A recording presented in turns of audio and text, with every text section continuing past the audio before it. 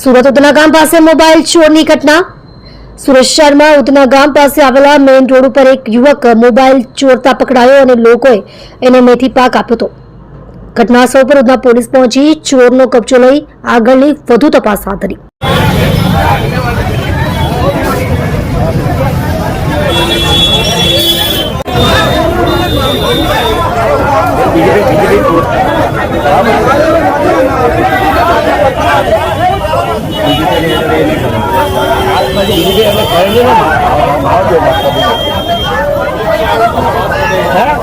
हाँ एक मिनट पहले कि पुलिस स्टेशन आगे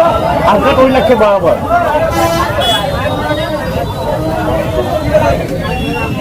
एरिया कौन सा जगह एरिया बात पड़ेगी सब साइकिल लग जाएगा उन पड़े जगह कोई भी हो काम क्या करता है तो चोरी कर जाए इधर देखने क्या नाम क्या अफजल ने